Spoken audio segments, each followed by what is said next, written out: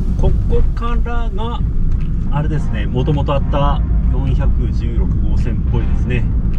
今までの区間が新たにできた区間だと思われます。今までの余裕がなくなった感じがありますね。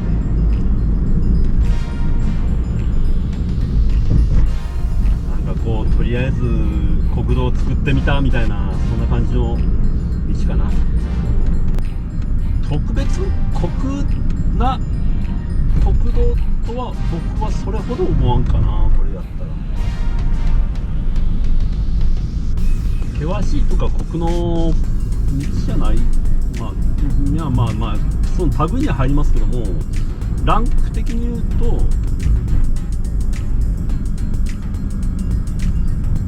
まだレベルが低い。ここは狭いな。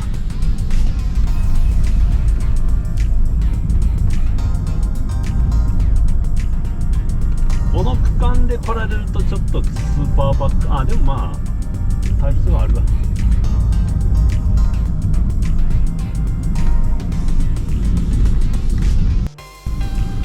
おっと、なんかここから広くなりましたね。ここからまた狭いのかな。はい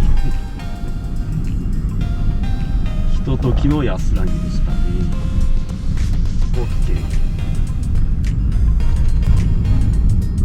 普通の一般人さんは、こんなワクワクじゃなくてドキドキでしょうけど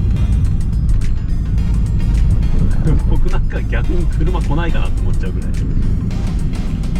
かにどうやって乗せてやろうか。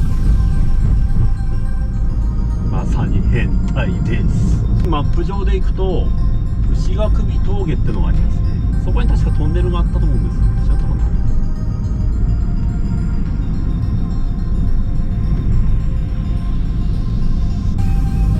今回はそこをめどに折り返そうかと思ってます。ここはなんだこれ、キャンプ場かな。キャンプ場か。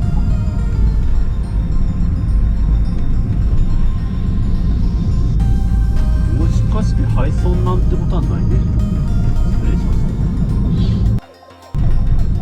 た。私こういう道走るとこうやってすごい首動くんですよ。こうやって見るから落ち着きなく見えますね。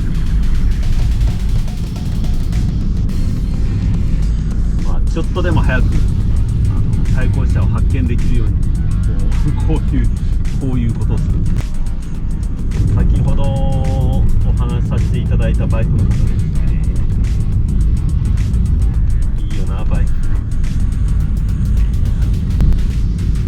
おっと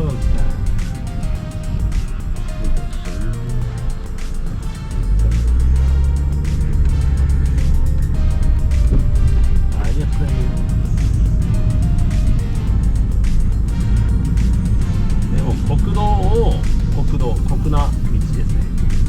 でも酷な道を走る分にはやっぱバイクの方が気軽でいいですよね。対向車のリスクは全然少ないですからね。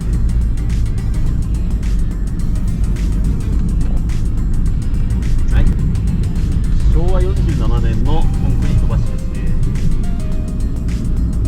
40年代、僕の生まれた年ぐらいだね。それぐらいの弱い47歳ぐらいの橋ですね。味があります。僕には味がない。まだまだはい。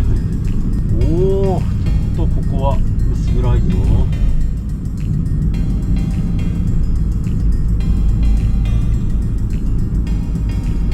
ちょっと古びた416号線の看板おにぎりがあります。あれ、牛ヶ首峠通ってっちゃったの。牛ヶ首峠にあれ境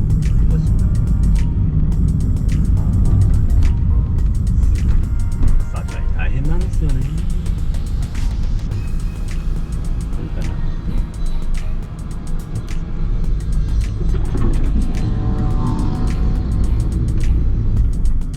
あれなんかトンネルが牛ヶ首、あれ何やったかな、七曲り所みたいな名前のトンネルがあったの。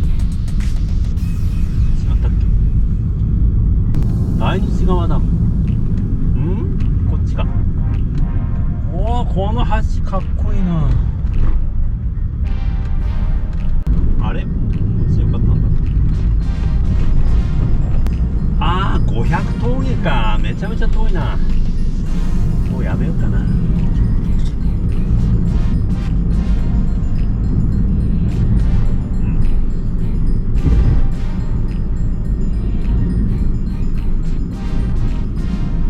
て思いつつももうちょいで500峠か。だって行っちゃうか。せっかくここまで来たから行きましょう。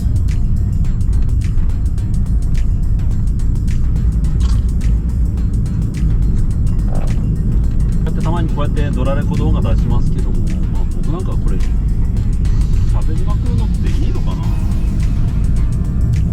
他の方だとね、他の方のドラレコの動画だと本当になんかエンジン音が効果音になってる方で喋らない方とかもいます。実は正反対だ。僕なんてこんなボリボリので入ってます。これはトンネルなんて見当たらないですね。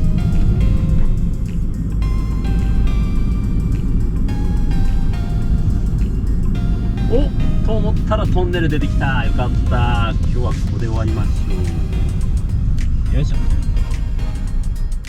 はい、500峠隧道というところにやってまいりました。延々国道を走ってきて、なんとかこうなんていうかな、この目星がつく施設がやってきたというか、飛んでよかったですけども、ちょっとデータ見ようと思ったら、携帯電波がつながりませんので、進行年度とか分かりません。でも見たところ、どうかな、30年代ぐらいのトンネルかなって感じですね。なんか一応、吹き付けしてありますね、なんか。顔飛んでます。鈴木その子みたいな。は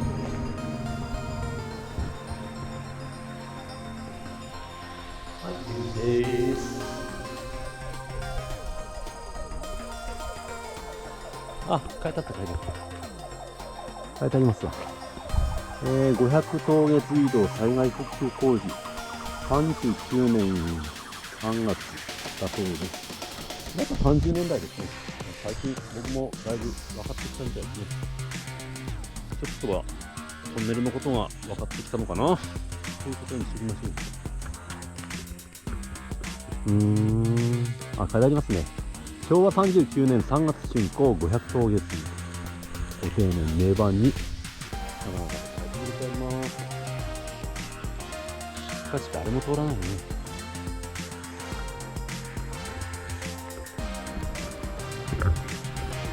今通ってったプリウスさんは先ほどの峠道、あそこ開通したところを通ってった人ですね。多分あの方も好きなんですよね、おそらく。多分私と同じ匂いがする方だと思われます。県をまたいで移動するアクセス道路っていう僕のイメージじゃなくて、なんていうかな、新しくできた峠道の区間を楽しんで走りたくなるような国道、あと酷な道を攻めたいとか、そういう、言ってみたら言い方は悪いけど物好きが通るのが多い国道なのかもしれません。分からんけどね。はい、そんな感じでね、ちょっともう今日はもうここで終わりますけども、今日はこれまででございます。今の416号線酷な道もありましたけども、この頂上付近はすごい快適な区間でございました。でその他の道も僕からしたらそれほど難易度が低い酷な道だと思います。僕からしたら、だと思いますんで、ファンの方来ていただいたらよろしいかなと思います。はい、そんなところで終わりたいと思います。500峠と噛んだ500峠隧道からさようなら。